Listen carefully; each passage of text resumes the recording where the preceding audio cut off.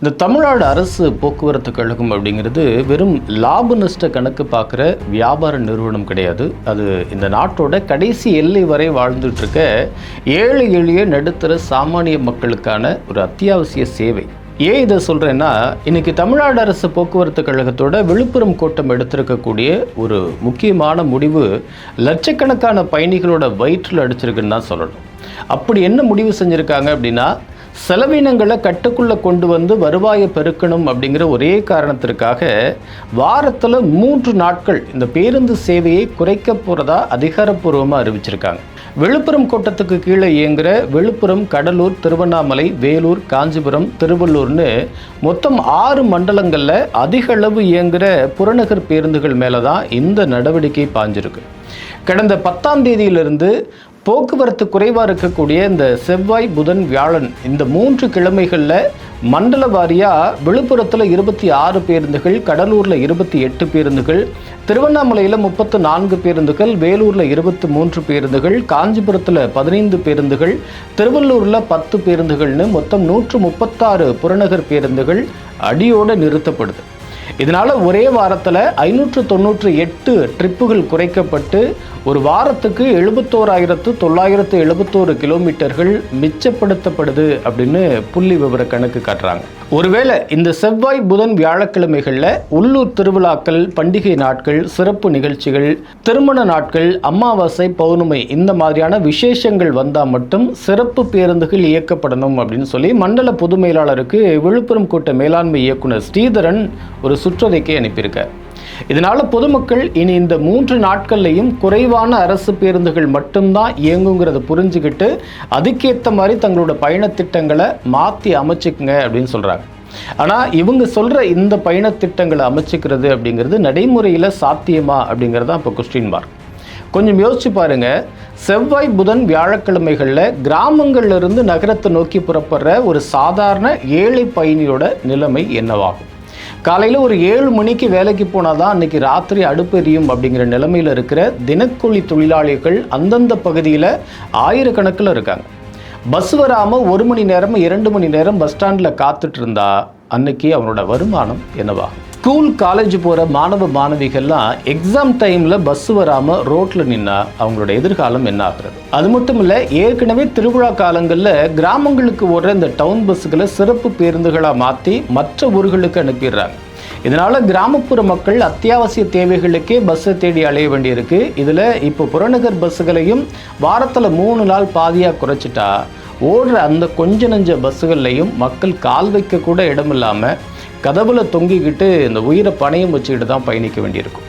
அரசாங்க பஸ்ஸை நம்பி நிற்க முடியாமல் கையில் இருக்கிற அந்த சின்ன சேமிப்பை கூட எடுத்து அதிக கட்டணம் கேட்கிற ஷேர் ஆட்டோக்கள்லையோ ஆட்டோக்களையோ இல்லை ஒரு தனியார் வாகனங்களையோ நாட வேண்டிய அவல நிலைக்கு மக்கள் தள்ளப்பட மாட்டாங்களா அப்படிங்கிறதான் இப்போ அநேக மாணவர்கள் கேட்குற கேள்வியாக இருக்குது. இங்கு தான் இன்னொரு அதிர்ச்சி தகவலும் வெளிச்சத்துக்கு வந்திருக்கு. ஒரு பக்கம் பேருந்துகளோட எண்ணிக்கையை குறைக்கிற இந்த அரசாங்கம், இன்னொரு பக்கம் ஓடுற அந்த கொஞ்சம் பேருந்துகளோட பாதுகாப்பையும் கேள்விக்குறியாக்கி வச்சிருக்கு. இந்த ஆட்சி அமைஞ்சதுலேருந்தே போக்குவரத்து துறையிலிருந்து பேருந்துகளுக்கான அத்தியாவசிய உதிரிப்பாகங்கள், அதாவது இந்த ஸ்பேர் பார்ட்ஸ் எதுவுமே இதுவரைக்கும் பர்ச்சேஸ் பண்ணவே இல்லை அப்படிங்கிறதான் கசப்பான உண்மை. முக்கியமாக இந்த வண்டியோட ஜீவனாக இருக்கிற இந்த புதிய டயர்கள் வாங்கவே இல்லை. பொதுவாக பேருந்தோட முன் சக்கரங்களுக்கு இந்த புதிய டயர்களை மட்டும்தான் பயன்படுத்தணும் அப்படிங்கிறதான் பாதுகாப்பு விதிமுறை. ஆனால் இங்கே இந்த முன் சக்கரங்களுக்கே ரீட்ரேட் செய்யப்பட்ட, அதாவது பழசாகி போன டயர்களுக்கு மேலே ஒரு ரப்பர் ஒட்டி ஓட்டுவாங்க இல்லையா, அந்த ரீட்ரேட் டயர்களை தான் இப்போது யூஸ் பண்ணிகிட்ருக்காங்க. அது மட்டும் இல்லை, பேருந்து சரியான நிறுத்தத்தில் நிறுத்தக்கூடிய அந்த பிரேக் அட்ஜஸ்ட்மெண்ட் சார்ந்த மிக முக்கியமான ஸ்பேர் பார்ட்ஸ் கூட இதுவரைக்கும் ஒரு முறை கூட பர்ச்சேஸ் பண்ணப்படவே இல்லை. இதனால தான் அண்மை காலமாக அரசு பேருந்துகள் பிரேக் பிடிக்காமலும் திடீர்னு டயர் வெடிச்சும் அடிக்கடி விபத்தில் சிக்கிற அந்த சோகங்கள் தொடர்கதையாக நடந்துகிட்டே இருக்கு. பேருந்துகளை பராமரிக்கவும் வழி இல்லை, புதிய பாகங்கள் வாங்கவும் வழி இல்லை அப்படிங்கிறது தான் இன்னைக்கு போக்குவரத்து துறையோட நிதர்சனமான நிலைமை. இது ஒரு அரசை குறை சொல்லணும் அப்படிங்கிறதுக்காக சொல்லலை. இது பல உயிர் சம்பந்தப்பட்ட ஒரு சென்சிட்டிவான விஷயம். செலவை குறைக்கிறதுக்காக மக்கள் உயிரோட விளையாடக்கூடாதுல்ல. ஏன்னா இதோட சேர்த்து ஒரு முக்கியமான அரசியலையும் நிதி யதார்த்தத்தையும் நம்ம யோசிச்சு பார்க்க வேண்டியிருக்கு. இப்போவே சாதாரண நாட்களில் செலவை குறைக்க முடியாமல், இந்த ஸ்பேர் பார்ட்ஸ் வாங்க முடியாமல் அரசு பேருந்துகளை பாதியாக நிறுத்துகிற இந்த நிர்வாகம் வருங்காலத்தில் என்ன செய்ய போகுது அப்படின்னு தான் பயமாக இருக்குது. ஏன்னா சமீபத்தில் தேர்தலுக்கு முன்னாடி தமிழக வெற்றிக் கழக தலைவர் விஜய் அவர்கள் ஒரு வாக்குறுதி கொடுத்திருந்தார். அதாவது தமிழகம் முழுவதும் பெண்கள் கட்டணம் இல்லாமல் இலவசமாக பயணம் செய்யலாம் அப்படின்னு ஒரு திட்டத்தை அறிவிச்சிருந்தார். கட்டணமில்லா பேருந்து பயணம் என்று அறிவித்துவிட்டு அது பிங்க் பஸ்ஸில் மட்டும்தான் என்று கட்டுப்பாடு விதித்ததால் பள்ளி கல்லூரி செல்லும் மாணவிகள் முதல் வேலைக்கு செல்லும் பெண்கள் உட்பட குறிப்பிட்ட அந்த ஒரு பேருந்துக்காக காத்திருக்கும் அவல நிலை உள்ளது. எனவே அந்த நிலை மாற வேண்டும். மேலும் குடும்பங்களில் ஏற்படும் சூழலால் அவசர மற்றும் அத்தியாவசிய பயணங்களை மேற்கொள்ள வேண்டிய நிலையும் ஒவ்வொரு பெண்ணுக்கும் ஏற்படும். அது மாதிரியான நேரங்களில் கையில் காசில்லை என்றால் அந்த பயணத்தை கவலையுடன் தவிர்க்க வேண்டிய நிலையும் ஏற்படும். இது போன்ற தர்ம சங்கடமான நிலையை தவிர்ப்பதற்காக அரசு போக்குவரத்தின் அனைத்து பேருந்துகளிலும் பெண்கள் பயணிக்கும் வகையில் உத்தரவிடப்படும். தற்போதைய அரசு ஏற்கனவே டவுன் பஸ்களில் மட்டும்தான் பெண்களுக்கு அந்த இலவச பயணத்தை தந்துட்டு இருக்கு. ஆனால் அனைத்து பேருந்துகள்லையும் பெண்கள் இலவசமாக பயணிக்கலாம் அப்படிங்கிற ஒரு திட்டம் ஒருவேளை நாளைக்கு நடைமுறைக்கு வந்தால் அரசு போக்குவரத்து கழகத்தோட நிதி நிலைமை இன்னும் மோசமாக தான் ஆகும். யோசிச்சு பாருங்க, இப்போவே 136 பஸ்களை நிறுத்தி கிலோமீட்டர்களை கணக்கு பார்த்து மிச்சம் பிடிக்க வேண்டிய நெருக்கடியில் போக்குவரத்து துறை இருக்கு.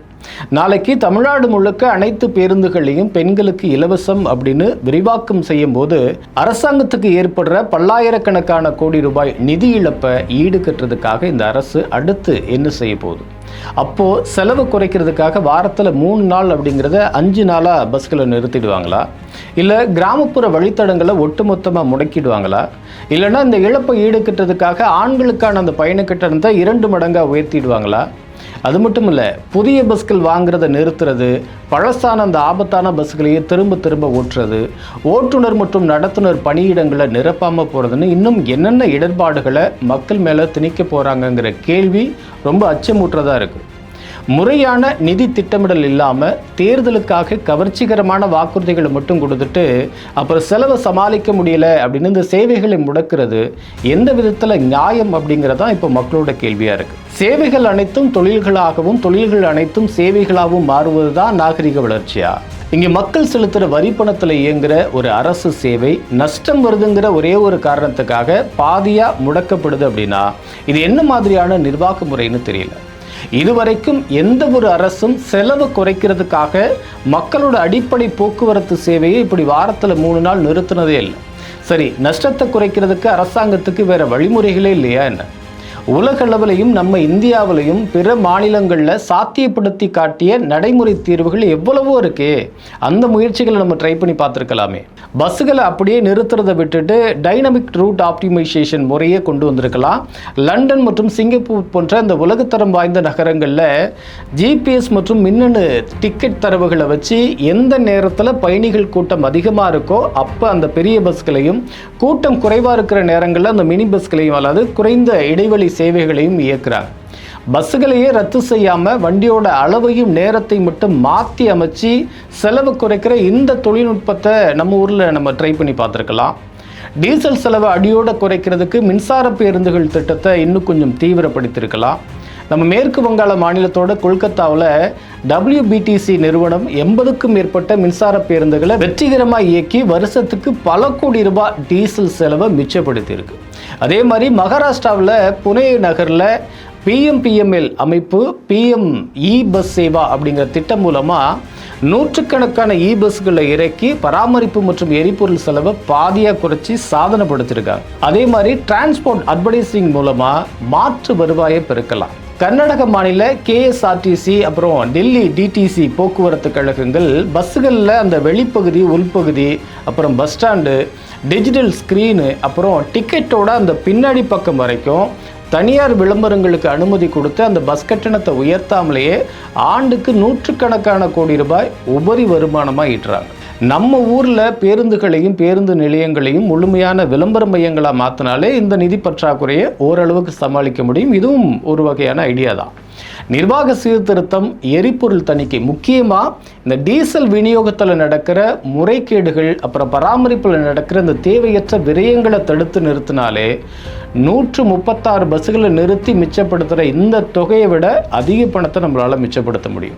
நகரப்பகுதிகளில் இந்த குளிர்சாதன சொகுசு பேருந்துகளில் கூடுதல் கட்டணத்தில் இயக்கி அதில் வர்ற லாபத்தை வச்சு இந்த கிராமப்புற ஏழை மக்களோட பேருந்து சேவைகளுக்கு மானியமாக பயன்படுத்தலாம். ஏன்னா பயணம் போகணும், ஆனால் அதில் சொகுசாக போகணும்னு நினைக்கிற அந்த கேட்டகரிக்கு அது ஒன்றும் அவ்வளோ பெரிய சுமையாக இருக்க போகிறதில்ல. இதையெல்லாம் விட்டுட்டு எடுத்த உடனே பஸ்ஸுகளை பாதியாக நிறுத்தி ஒட்டுமொத்த சுமையையும் சாமானிய மக்கள் மேலே தூக்கி போடுறது எந்த விதத்தில் நியாயம் அப்படிங்கிறதான் இப்போது மக்கள் கேள்வி எழுப்பிட்டுருக்காங்க. அரசாங்கத்தோட முதன்மை நோக்கம் மக்கள் சேவையாக இருக்கணுமே தவிர ஒரு தனியார் கம்பெனி மாதிரி லாப நஷ்ட கணக்கு பார்க்குறது கிடையாது. நஷ்டத்தை தவிர்க்கிறதுக்காக அரசு எடுத்த இந்த முயற்சி நடைமுறையில் சாமானிய மக்களுக்கு மிகப்பெரிய துயரத்தையும் அவஸ்தையும் தான் கொடுக்கும் அப்படின்னு பொதுமக்களோட கருத்தாக இருக்குது. இந்த திட்டத்தை பற்றி நீங்கள் என்ன நினைக்கிறீங்க?